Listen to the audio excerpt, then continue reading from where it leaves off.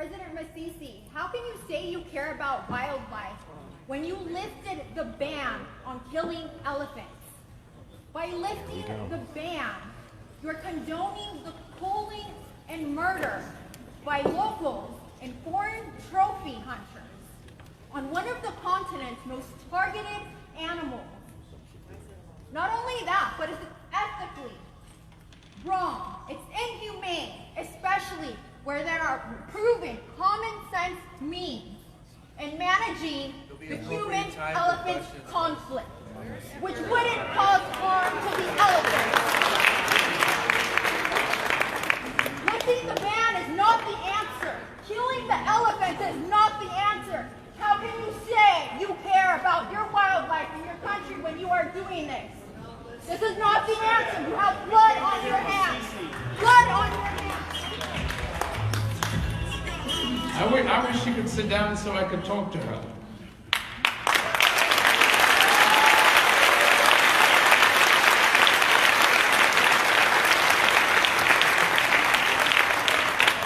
So the gentleman is escorting out. If you could kindly just convince her to listen, and I will talk to her and invite her to Botswana to come and see what we've done because we care.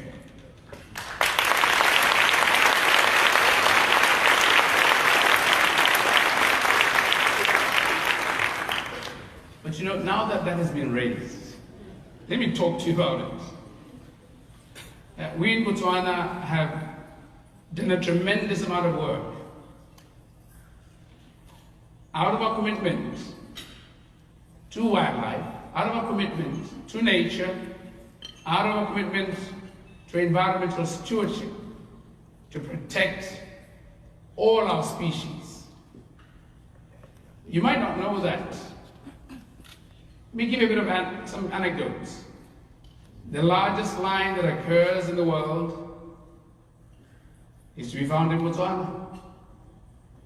The largest ostrich in the world is to be found in Botswana.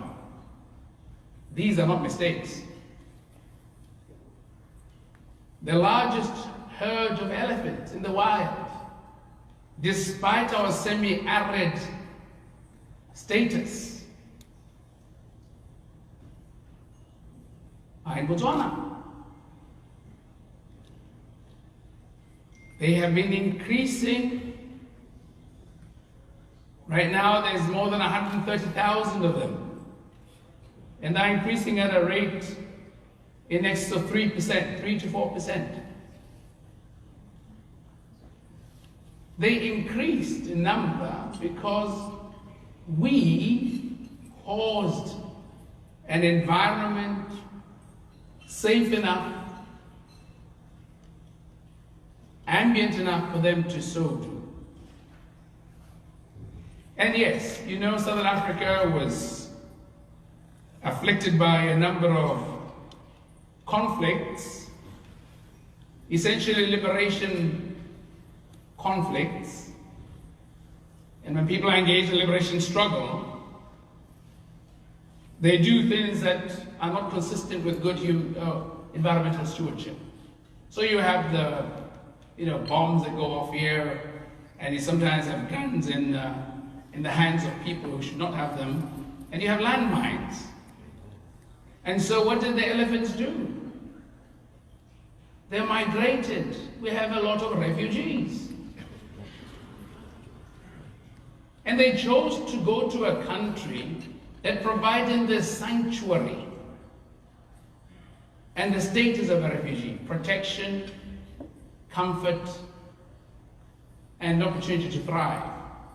But you know as well as I do, the carrying capacity of any land is limited.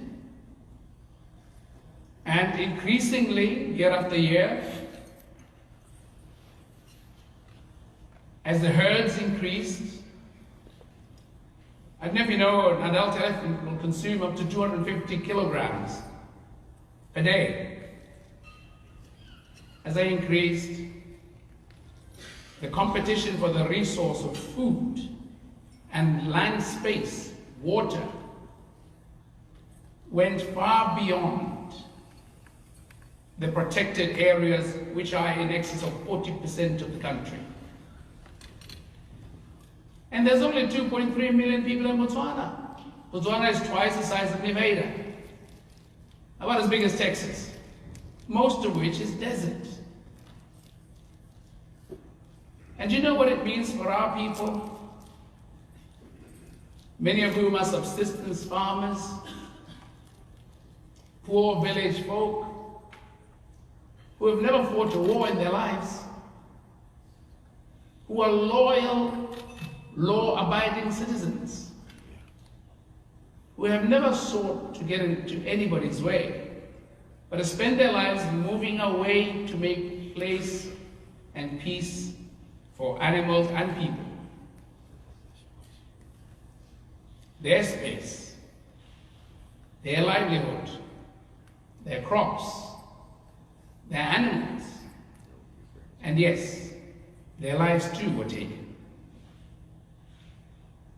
The rate of increase of reports of human-wildlife conflict is a good measure to show this expansive movement of elephants into areas that are settled by people.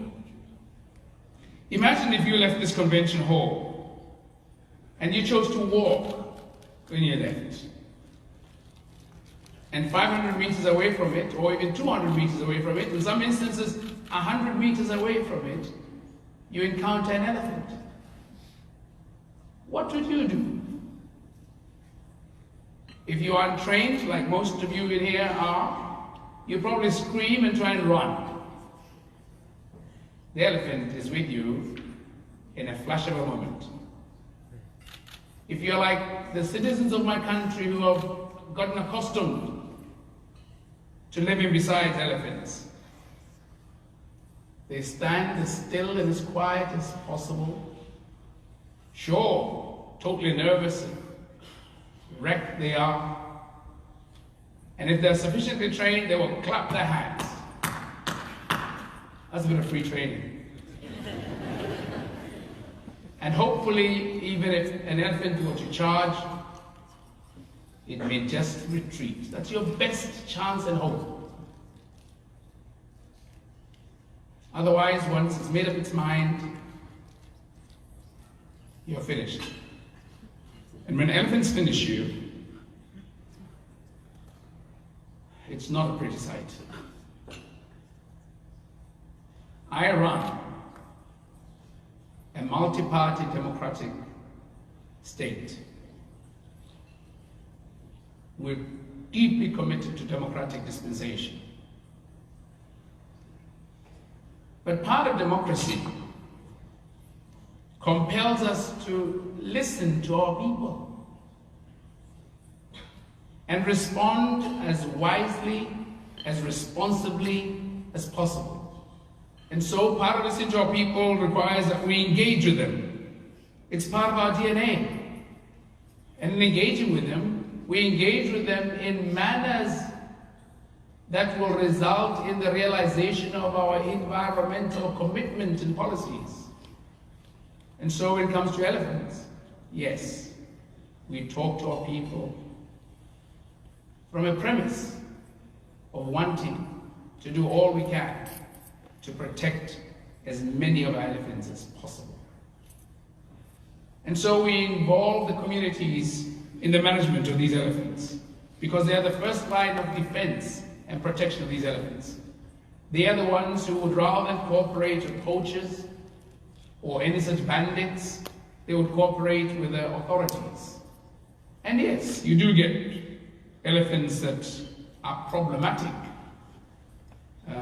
When a young bull elephant is going through its the elephant cycle,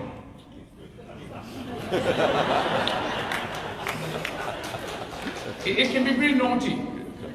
And part of being naughty is harassing anything that moves, and anything strange to it, and harassing that they destroy, and unfortunately they kill a lot of people.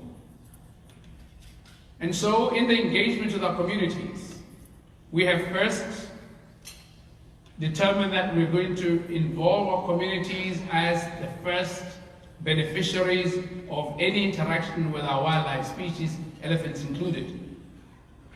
And two, we've allocated large chunks of very pristine land, primarily for tourism, to be managed by and in partnership with our communities.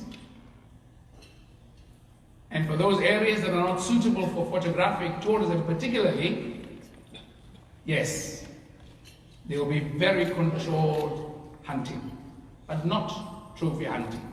We're never going to carve. Even if you look at the maximum number of elephants we're allowed to have hunted in our country as provided by CITES, which is 400, it's still way below the number required to maintain the populations. We are a country committed to the rule of law. We've maintained it, and we'll continue to maintain it. But for the rule of law to prevail, you need to enroll the population in a commitment to that rule of law.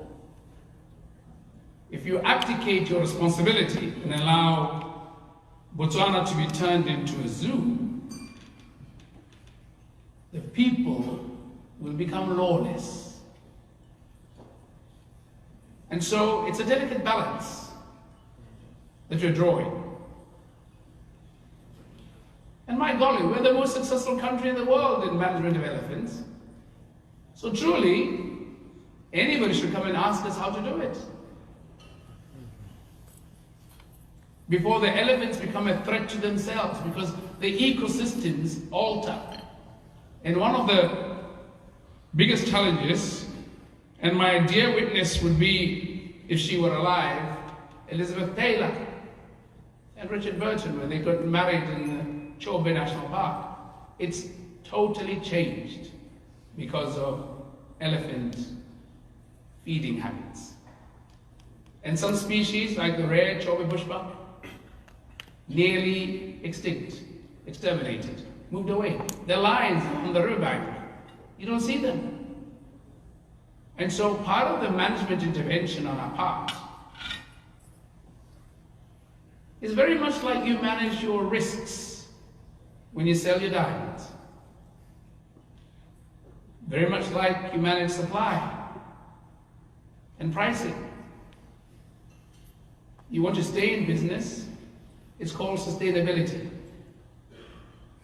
So our intervention, the management of elephants, is really informed by a determination to be sustainable, so the ecosystems are sustainable, and the Botswana elephant continues to thrive. And I can assure you, we will continue to lead the world in the management of elephants and the population of elephants. But we do have hope that we may not have to hunt the maximum number. For in our interventions with our neighboring states, an organization called CASA, the Kavango Transfrontier Park, which includes Botswana, Namibia, Angola, Zambia, and Zimbabwe, exists to protect the wildlife species that occur in the ecosystems around the valleys of the Kavango and Zambezi rivers. And for many of you who might know of the Okavango Delta, it originates in Angola, in the highlands of Angola. And thankfully, this government of Angola has recently gazetted a whooping 9 million hectares of land to form part of the Transfrontier Parks. And they are badly in need of elephants. I was making a joke the other day when we were at President Ramaphosa's inauguration to President Lorenzo of Angola. I told him, you know, it's about time he and I agreed to repatriate the refugees, Angolan refugees I have in Botswana. These are elephant refugees. So he asked me, why did I say they're Angolans? I said, they all speak Portuguese. So